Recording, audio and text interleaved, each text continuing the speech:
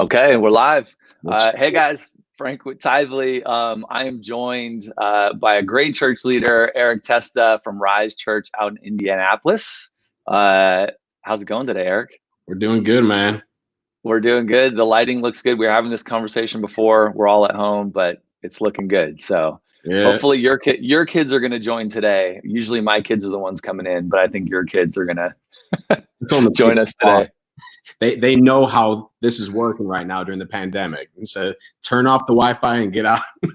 Turn the Wi-Fi off. I always have to be like, look, at 9 o'clock, Yep. no one's on the Wi-Fi. Only daddy's on the Wi-Fi at 9 o'clock. Yep. After that, like, you're all good. But during this, you gotta off the Wi-Fi, go out back or something like that. Exactly.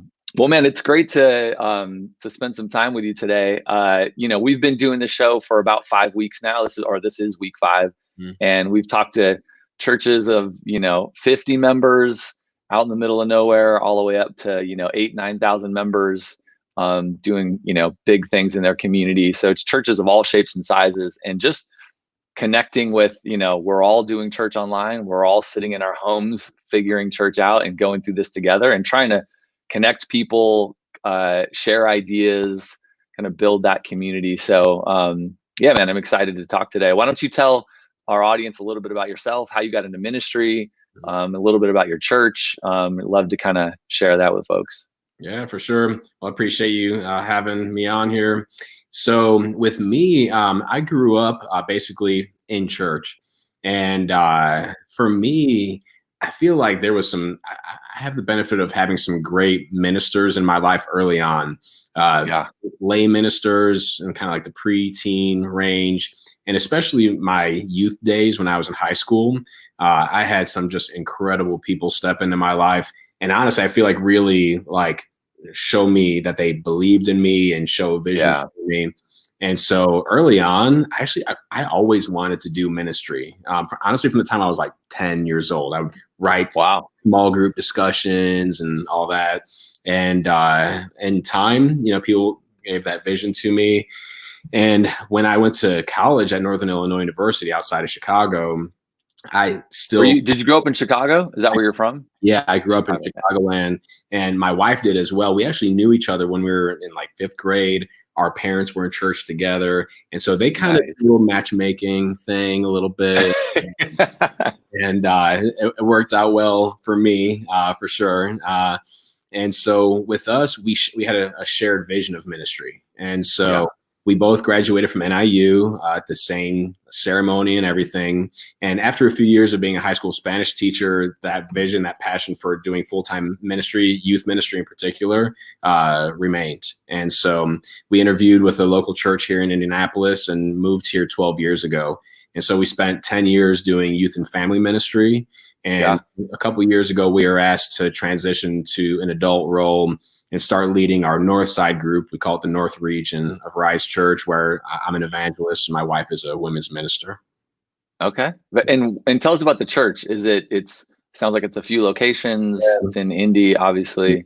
Yeah, it's existed for about 35 years. We actually had a rebrand recently. It was the Indianapolis Church of Christ for 34 years or so. And we rebranded this past year. Now it's called Rise Church. And it's a great group, 400 members currently. It's a very diverse church, which is just awesome as well. You walk in on a Sunday when we were actually together, of course, and you see just at all kinds of races that you can imagine, even hearing other languages. And so it's a great group. There's 3 different regions, but we meet together half of the time. And so our North group is really getting set up to kind of be sent off as more of like a plant here in the near future, in the next couple of years. So towards that, we've started meeting separately half the time. Got it. Okay, man, very cool. Yeah. What's it been? So going into church online, were you guys streaming before, doing anything online, and what's going on now? Yeah, I would say that we had a Facebook Live presence for a year and a half, but it was a camera, in one corner of the balcony, with poor audio, and we hadn't put that much work into it, and it wasn't serving that much of a purpose. I would say it was maybe 200 views in a given, week. And we didn't put that much into it. It's really just for, hey, are you sick? Are you homebound? Here, so you can kind of still experience it. And the awesome people that were in those situations so often would say, thank you. I feel like I'm there. But then when everything hit, we had to pivot quickly. We made the decision a few days before our first totally online service. We made the decision just a few days out. And so I went from doing. Was it like March 12th? Was that your first? Okay. Yeah, it was right that week. I think the day was March 15th, the first Sunday that we had. And it was literally over the course of a few days. So the learning curve was steep, because we said, okay, if we're going to do this, it's got to be great. And so I kind of took off for half the time the minister hat and put on my tech hat, which I'd already kind of been overseeing all that stuff anyway for the church. You're the young guy. You're the young guy on staff, I guess. Don't look too closely at this beard right now. Yeah. Hey, I got the gray coming in strong. So, but man, so we just learning all this tech stuff. We had to get in there and go after it quickly. Because, we didn't have that much time. So I would say there's even been a huge leap in the past several weeks from that March 15th till now. That first March 15th, we had one camera. The screen was on the screen. It was a TV that we just kind of had the camera on, and we did what we could from there. And now, did you go into you went into your building or, whatever? Do you guys have your own building out there? We have a building, which is a huge blessing that we're able to do that. Yeah. So you were in the building and you literally put your camera like on the screen as if you were having and that was the live stream. Yeah. Hey. TV screen countdown. Then we kind of we were so proud of this at first. We zoomed out and got the whole thing, and the minister would have it there. But thanks to the help of some awesome guys, we've transitioned pretty rapidly and pretty significantly to kind of having an HDMI switcher box. It's a Roland VR1 is what we use, and it's great, pretty cost effective. And now we can do picture in picture and banner across the bottom and all that stuff for lyrics and things. And so it's been good, but it's quite the curve. So are you guys going into the building with like a skeleton crew to sort of do service? Is that how it works? We are, and because we're trying to be above reproach, and we're trying to set a good example for the church in regards to all the social distancing thing and all that stuff. And so it's a skeleton crew. It's honestly, it's a little awkward because we're a very connecting, engaging, affectionate church. And so Sunday before this, people would, throw the 5 on and hug in stuff. And now you walk in and, hey, okay, 6 feet. And so we go in with as few people as possible and have done the service. We've done live streams from A to Z where it's a constant shot. And we've also had times where we've pre-recorded some elements and dropped them. So. I get it. What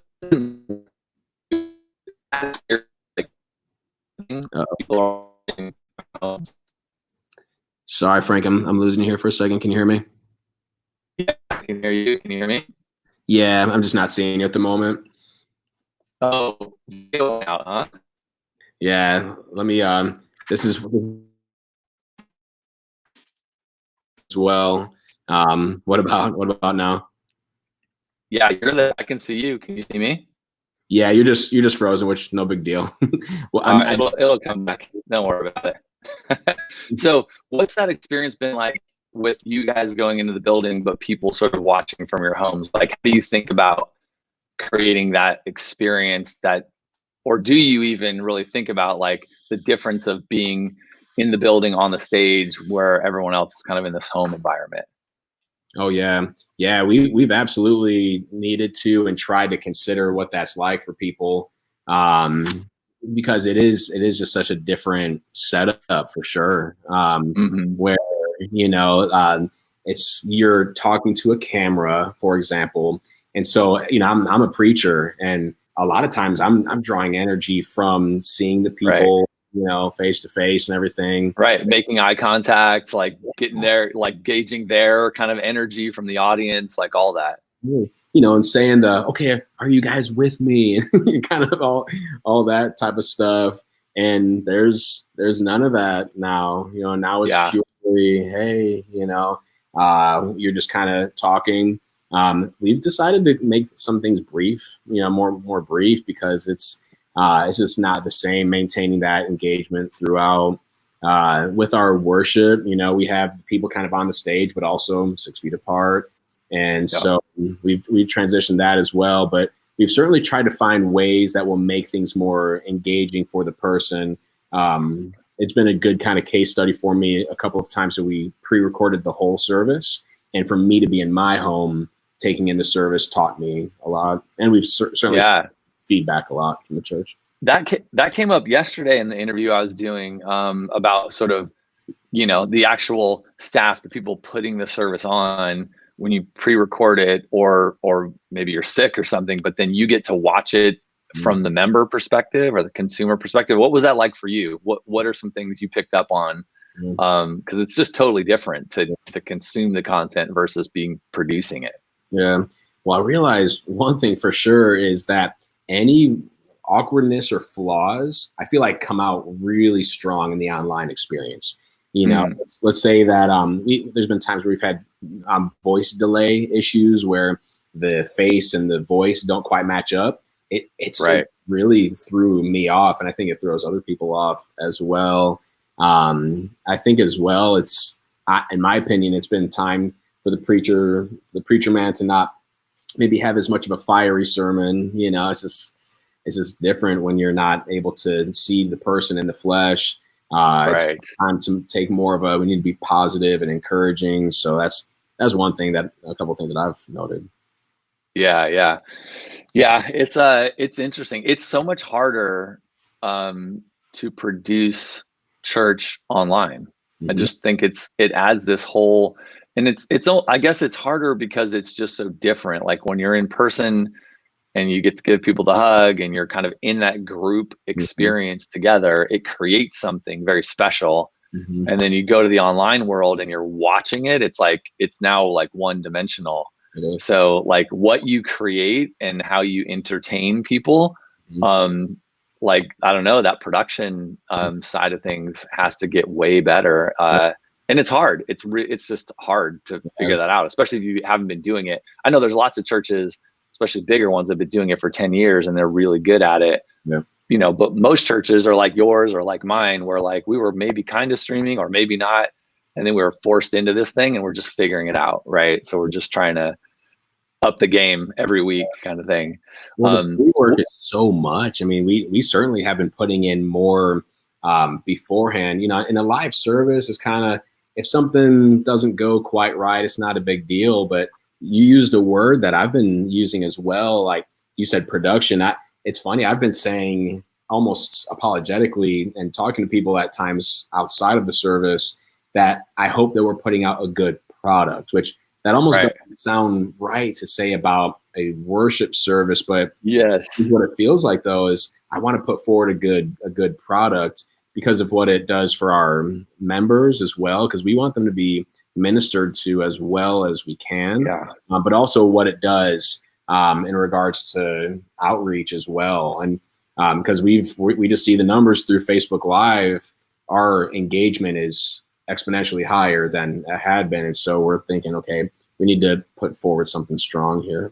Yeah, I think it's a great point. I mean, it almost feels wrong to think about church as a production, but for whatever spiritual reasons we think there exists, but like at the same time, like it is a product that people are consuming, and it's not meant to be thought that way. I don't think it's not meant to be a product, but I think putting that hat on and going, man, I want to make great content so that I can reach people and connect with people and minister to people and spread the good news, like that matters, and I think churches are learning that, and a lot of churches are learning that, like, okay, it is a production. It doesn't lose its sort of heart and motivation and why we do it, but people are taking it in online, and it's got to be good, or else they're probably going to spend 3 seconds on the Facebook Live video for 3 seconds and they're going to be gone. Yeah, and then just keep on going through that feed. Yep, they're gonna keep going. So so it sounds like you're going live on Facebook. Is that your primary place right now? Yeah. What do you do there? Like, is there anything else that you guys are doing on Facebook as it relates to that live experience? Like during the service, do you have moderators? Do you have people engaging? Are you trying to create conversation? Like, what's that look like? Yeah. That's an ongoing conversation. The answer is yes. But we even were having some conversation this week about, okay, how should we look at this? Because in the comments section, there's a few hundred comments after each service, it seems like, people saying, hi, so-and-so, and, amen, and, great point, and things like that. Right. Or like, Barry family's here, right? Like kind of chiming in, like, I'm here. We're here. And it's funny because we were asking the question to each other, well, what is best? Like, is this meaning people are more engaged, or are they distracted? Are they not actually engaging with the sermon and the worship? But big picture, we've actually tried to increase engagement to answer the question. Yeah. During a lot of the sermons, we've had stuff like, hey, during some point, see this crazy tower. One of the guys preaching the other day talked about skydiving or bungee jumping off some huge tower. He said, click pass. The smile button if you do it, or click the sad button. No, it wouldn't have been the sad button. It was something else if you would do it. And the other day I asked the church, I was lifting up our frontliners that are in the church. And I said, I want you to go ahead and type in and hold up who, a frontliner that you appreciate, or somebody that's kept normal.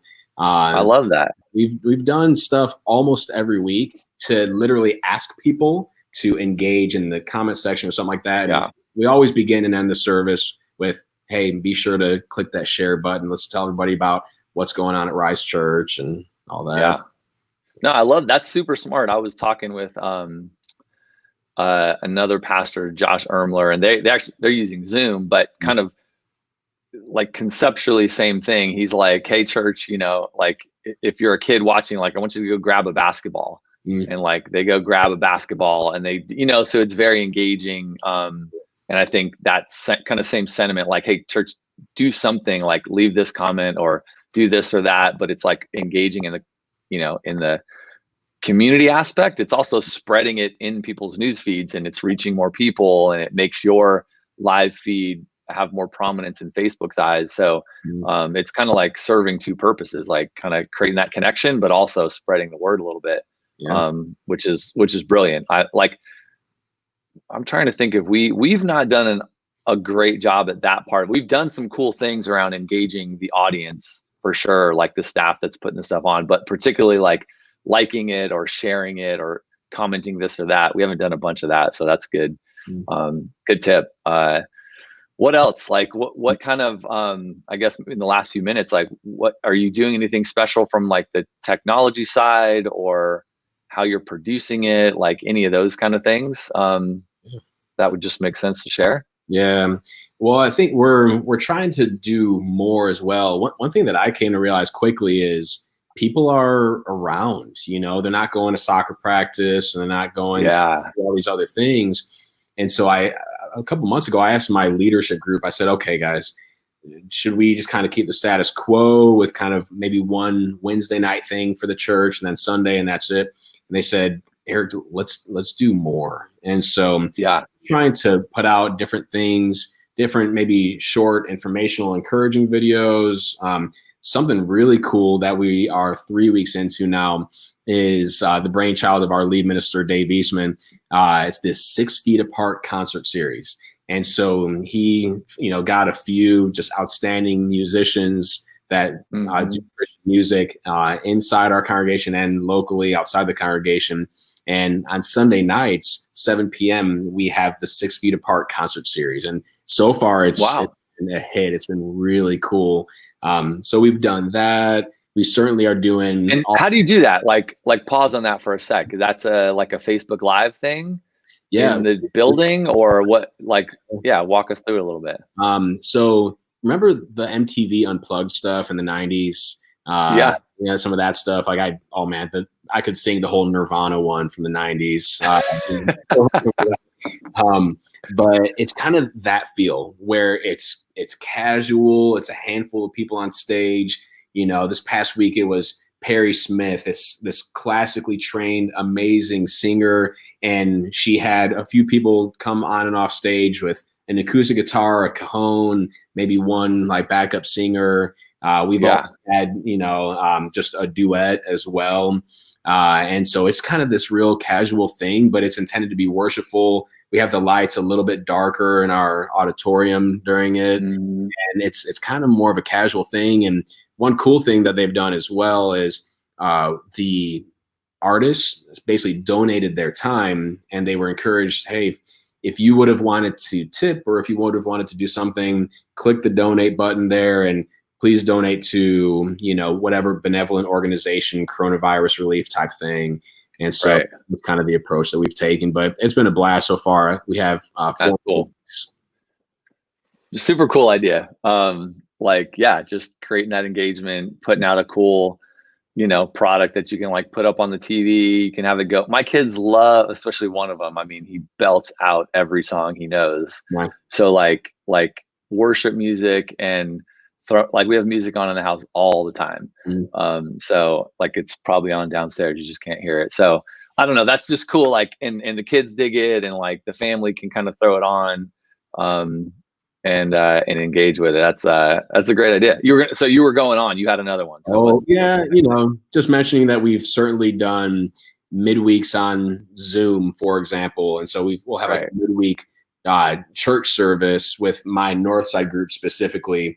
And so that's been cool with Zoom, where we'll pull everybody together, and every time we do it, I have it go live 15 minutes before I'm trying to start, and people are talking and they're so excited to see each other because most of our people have been very serious about staying at home and seeing each other. And so they're talking for 15 minutes, and then I'll say, hey guys, in 2 minutes, I'm muting all your mics.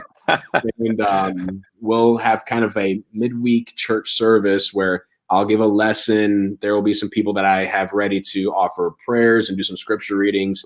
And the thing that we do at the end actually might be the thing that people love the most. Zoom has a function where you can do breakout rooms. And you basically just click a couple buttons and boom, they're in these breakout rooms for as long as they want to be in them. And, people love it. It's not the same, obviously, as being together, but it's certainly meeting a lot of their needs. Do you do it? Is it randomized? Does it randomly break people up? It's either way. So you can, do it manually, which would be a little much for our situation. Or do it random. You could tell it how big you want the groups to be and all the personalized things. For sure. No, I love that idea. There was another C3 Atlanta is doing kind of a thing where like after church on Sunday, sort of like fellowship in the lobby. Nice. They do a big Zoom meeting, right? And they break you up, automatically into these groups of whatever, 10, and let it run for 15 minutes. They actually, I think, time box it so that it's like you want to come back, like you want to do, but that's how they do like after church fellowship. So yeah, we haven't tried that either, but I love that idea of like use Zoom and do these breakout rooms. Because when you're on Zoom and there's 100 people there, like it's hard to actually connect at that point. But if you can break it into smaller rooms, that makes a ton of sense. As we wrap up here, just to make sure that we're not going too long, what about giving? Since obviously that's kind of a big part of what we do. What have you seen in that side of everything? Like, does it dip? Did it dip and come up? Like, what's just any general trends that you've seen would be awesome. Yeah. So generally, so far, giving is down a little bit overall, and we don't know why yet. We certainly know that there's some people in the church that have lost their jobs, and so we understand that. We as well, we made the announcement to the church this past week, a week ago, that we're extending our closure of the church. At first, it was until May 17th. We're actually not going to have anybody in the building until the 4th of July weekend, on what our governor ended up doing. And so when we made that announcement, one of the things we shared was, if you were waiting to give until we were going to be in person, Please don't. Please don't. Please get on Tithely. Please, do whatever you got to do. Yeah. And so our overall giving is down. I would say, though, that our Tithely giving is up. Something that I think has been cool for people is that they're seeing, oh, this should not Tithely should not intimidate me. This is very approachable. But I think some people didn't do it before because they were scared of the tech side of all of it. For sure. Maybe people and habitual ways of giving, right? I write a check and I put it in the plate. So overcoming that it's a real thing. Yeah. And I understand that people would, have a hard time, but what's cool is when I see the unique user ID and, things like that, I see, okay, we have new people giving every week. And so with that, there's people that are realizing, hey, this is quick, easy, which it is, which is what I've been telling telling membership for a while. It's just now, now I think people are seeing, okay, I can do this. And so Tithely's, been huge for us during this time. And even we've done different stuff through Tithely. We set up a coronavirus relief fund that members have into and just different things. So the overall giving is down, but Tithely is certainly come in handy in a big way for Rise because seeing more come in virtually. So that's been big. Yeah, like digital, kind of moving people to digital. That's what we've heard very common, right? Is like the move to digital just got expedited for a lot of people who may have never done it, or it might have taken them years to actually give it a shot. So well, man, we'll hope giving kind of rebounds, or at least once you guys get back in the building, everyone that's saving up their checks comes back and supports the church. So well, cool, man. Where can folks go to check out your guys's maybe the website and get to your live stream if they want to check out what you're doing on Sundays? Yeah, I mean, basically all that stuff could be found at riseindiana.church. Our Facebook feed is in there, either kind of in the banner across the top, or you scroll down, you find the Facebook feed, or you could look us up on Facebook. There are a handful of Rise churches out there, Hawaii, other places, but we'd be Rise Indiana. And so those are our main things. We also have a great Instagram account at Rise Indiana, and those are the primary ways that you can find us. Yep. Yeah, love it, man. Eric, appreciate your time. Yeah, likewise. If you're joining us, whether you're live or watching the recording, appreciate you guys. It's Thursday. We'll be back on Friday, and we've got a great guest coming up on Monday as well, Larry Osborne from North Coast Church out here in San Diego or in Vista. So definitely tune in for that one. It's going to be awesome. And just appreciate you guys. Give the show a like, leave us a comment. If you have any questions for Eric, I'm sure he'd be happy to jump in the comments at some point. So leave your questions or comments, and we'll catch you guys on the next one. Thanks, everybody.